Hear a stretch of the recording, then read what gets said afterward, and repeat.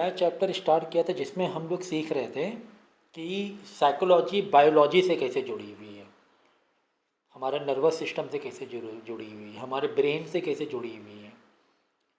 ठीक है ना। तो जैसे कि मैंने कहा था कि साइकोलॉजी कई चीज़ों के कई फैक्टर्स हैं।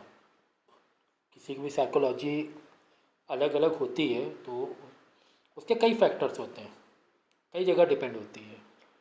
उसके सोसाइटी, उसका कल्चर, उसको कैसे हमने नर्चरिंग किया है, वो अपब्रिंगिंग कैसे हुई उसकी। तो इसी तरीके से बायोलॉजिकली भी कि उसका ब्रेन कैसा है। जैसे कि एनिमल्स हुए अलग अलग टाइप के, अलग अलग अलग अलग उनकी साइकोलॉजी होती है। लास्ट टाइम हम लोग ने पढ़ा था, फिश का एग्ज़ाम्पल लिया था, बर्ड्स का एग्ज़ाम्पल लिया था। ठीक है। अब यहाँ पर कुछ नेम्स हैं जो कि बायोलॉजिकल नेम्स हैं, तो इसमें उसकी लोकेशन बताई गई कहाँ पर वो चीज़ें होती हैं। जैसे ये इस तरह। ठीक है। तो देखो,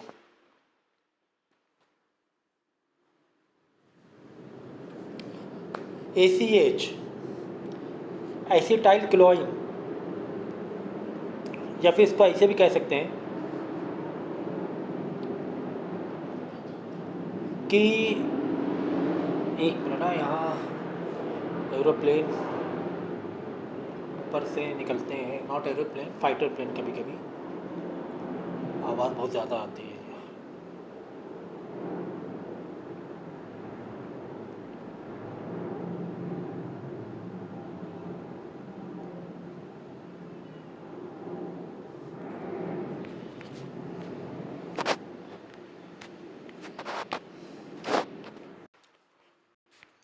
ठीक है, तो या आप इसे बोल सकते हो एसिटाइल कोलिन, ACH। वो होता है nervous system and many neuromuscular junction. Neuromuscular junction मतलब होता है जहाँ पे कई नर्व्स आके अटैच होती हैं, उसको बोलते हैं न्यूरोमस्कुलर जंक्शन। तो वहाँ पे अवेलेबल होता है। फिर डोपामाइन हुआ, नर्वस सिस्टम का पार्ट है। एपाइन एफिनेफ्राइन हुआ, दैट इज़ एड्रेनाइन, एड्रेनालिन, ये भी न्यूरोमस्कुलर जंक्शन में होता है।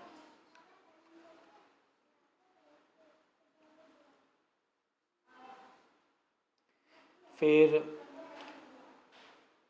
नोरेपाइनफ्राइन, या फिर बोलेंगे हम नोरेडेरेनाइन, प्राइमरी नर्वस सिस्टम सम न्यूरोमस्कुलर जंक्शन में भी होता है, जंक्शन में होता है, मस्कुलर जंक्शन में। सेरोटोनिन, ये नर्वस सिस्टम में होता है। गामा एमिनो ब्यूट्रिक, ये भी नर्वस सिस्टम में। Glycine, glutamic. फिर दूसरे और भी न्यूरो जो नर्वस सिस्टम के ही पार्ट हैं, छोटे छोटे जो नर्वस सिस्टम के फंक्शनल या फैक्टर्स कह सकते हैं, या फंक्शनल में सपोर्ट करते हैं। ठीक है। जैसे एनकेफेलिन्स, एंडोर्फिन्स, वैसोप्रेसिन, ऑक्सीटोसिन, ये सब nervous system and pituitary gland के पार्ट हैं।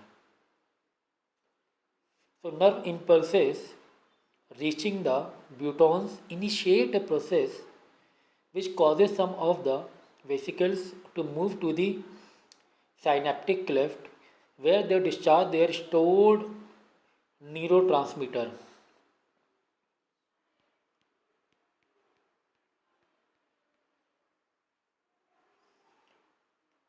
इसको है ना, मैं एक वीडियो दूंगा ग्राफिकल, तो आपको ज़्यादा अच्छे समझ में आएगा।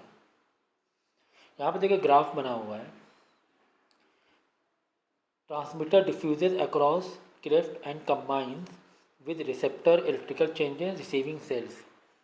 तो ये मैंने पिछली बार भी ये चीज़ समझाई थी, किस तरीके से यहाँ से सिग्नल्स आते हैं इलेक्ट्रिकल फॉर्म में। ठीक है। और यहाँ पे फिर डिकोड होकर ये जो गैप दिख रहा है, और ये रिसीविंग सेल में रिसीव हो जाते हैं और हम एक्शन करने लगते हैं। तो vesicle discharging transmitter when nerve impulse reaching bouton या बटन, फ्रेंच में बटन कहेंगे इसे, तो लेकिन ब्यूटॉन आप कहो। तो ये चीज़ मैंने आपको समझाई थी अच्छी तरीके से, किस तरीके से नर्वस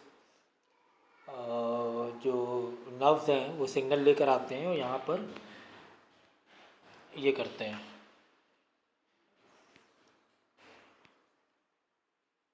ड्रॉप करते हैं, और ये यहाँ पे ट्रांसमिशन होता है। और जो सेल्स हैं जिसको एक्शन करना होता है, हमें फिंगर्स को हमें मूव कराना है, तो यहाँ पे ये थ्रो करेंगे, और यहाँ पे जो रिसीविंग सेल्स होगा जिसको काम करना होगा वो उन सिग्नल को रिसीव करेगा, वो इम्पल्सेस को रिसीव करेगा और फिर एक्शन करेगा वो। ठीक है, ये मैंने पिछली बार भी समझाया था।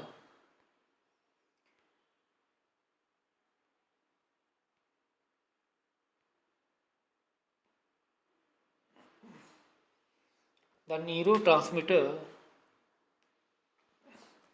rapidly diffuses across the narrow synaptic cleft which combines with specialized receptor molecules on the membrane of receiving, और जिसको मेम्ब्रेन ऑफ रिसीविंग कह सकते हैं या फिर पोस्ट साइनेप्टिक न्यूरॉन भी कह सकते हैं। फिर जहाँ पे डिफ्यूज़ होता है, यहाँ पे डिफ्यूज़ होता है, ये गैप दिख रहा है, यहाँ पे डिफ्यूज़ होता है कोई भी सिग्नल्स। तो the combination of neurotransmitter and receptor initiate changes in the receiving neuron that lead to excitation or inhibition. Whether the effects are excretory or inhibitory depend upon the neurotransmitter involved and type of receptor with which it combines.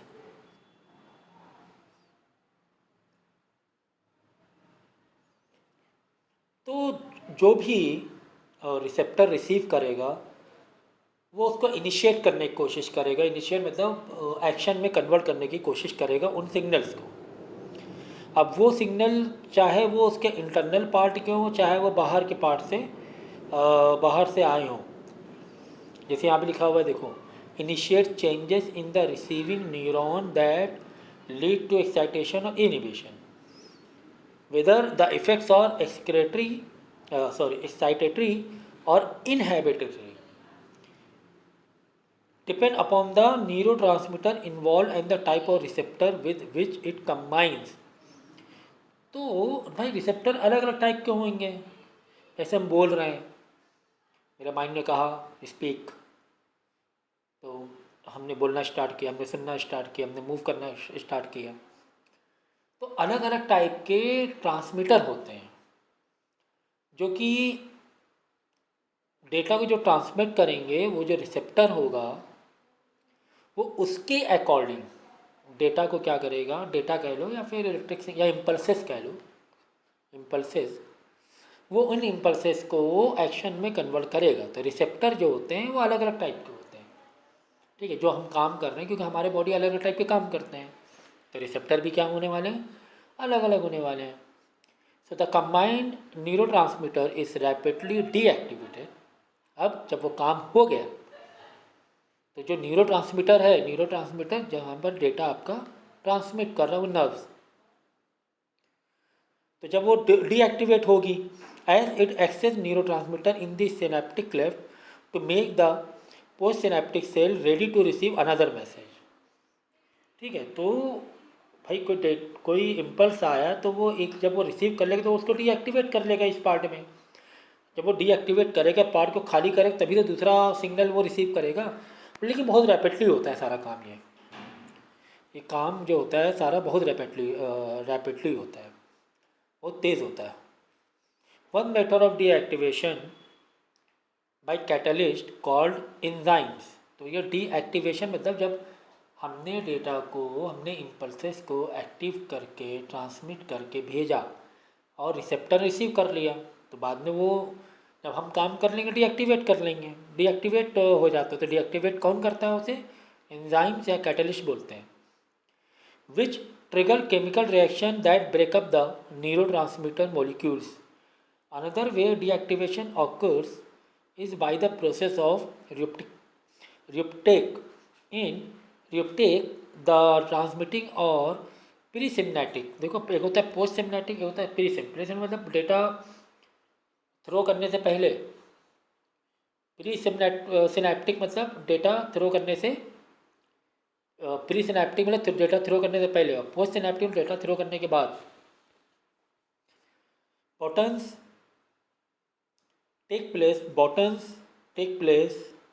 or take back the release neurotransmitter and store in vesicles for use another time। तो वो ये जो बॉटन्स हैं, ये दिख रहा है ना गोल गोल, ये जब डेटा को फेंक देते हैं उठाकर, तो वो दूसरा डेटा को लेने के लिए रेडी हो जाते हैं। उसी को बोलते हैं रिलीज, फिर डिफ्यूज़ करना, डीएक्टिवेट करना। The drugs that affect the behaviour and experience, the psychoactive drugs generally work on nervous system by influencing the flow of information across synapses. For instance, they may interfere with one or several of stages in synaptic transmission that we just outline, or they may have action like the natural neurotransmitter and thus excite sorry ये जो लिखा हुआ है ना excite और inhibit.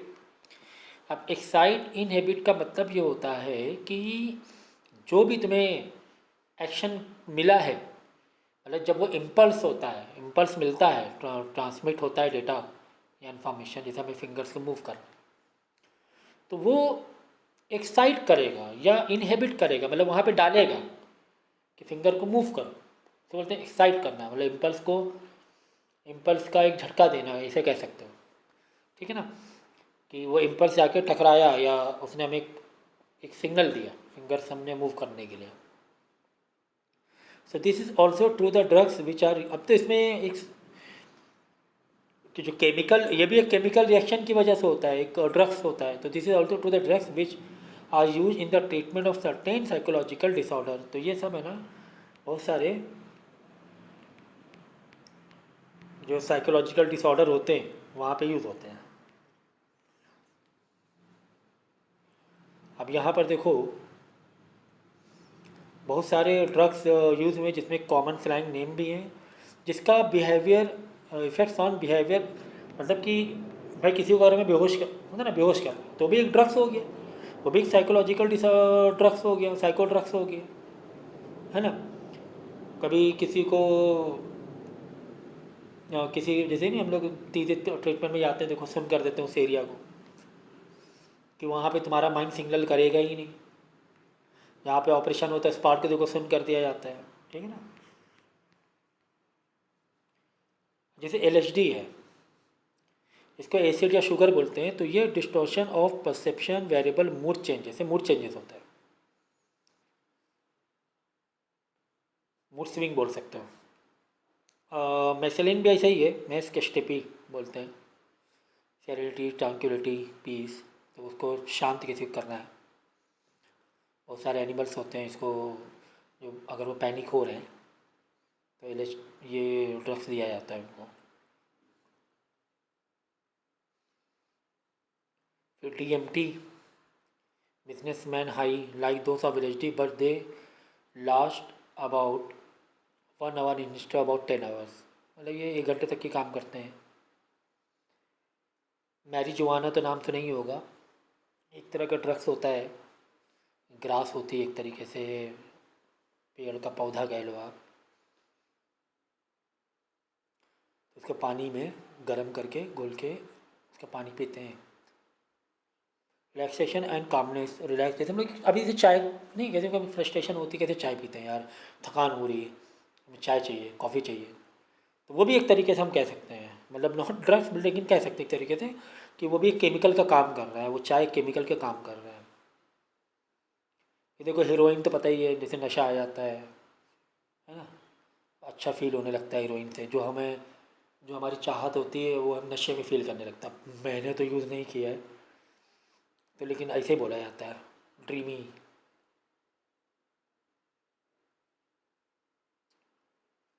Amphetamine, activity बढ़ाने के लिए, एनर्जी बढ़ाने के लिए। अक्सर बहुत से लोग देखो ड्रग्स लेते हैं, अगर रेसिंग नहीं है वैसे बैंड है, लेकिन लोग छुप के ले लेते हैं, या जिम जाते हैं, जिम में देखो कैसे लेते हैं वो, सप्लीमेंट्री कह सकते हो आप। कोकीन लेते हैं देखो, कोक, वो भी रेस्टलेसनेस, टॉकेटिवनेस, एक्साइटमेंट के लिए लेते हैं कोकीन। या कॉफ़ी हम लोग पीते हैं रात में, कॉफ़ी या कैफ़ीन, देखो कैफ़ीन होता है ना कॉफ़ी में, थोड़ा सा माइंड एक्टिव हो जाता है। अल्कोहल मूड चेंज करने के लिए, लेकिन इससे दिक्कत क्या होती है, कंसंट्रेट नहीं कर पाते हम लोग, एंजाइटी।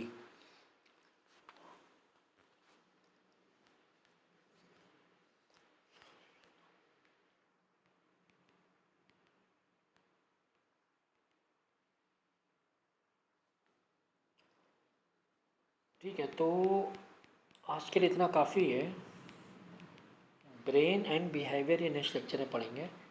इसका थोड़ा मैं वीडियो भी दे दूँगा आपको, ठीक है।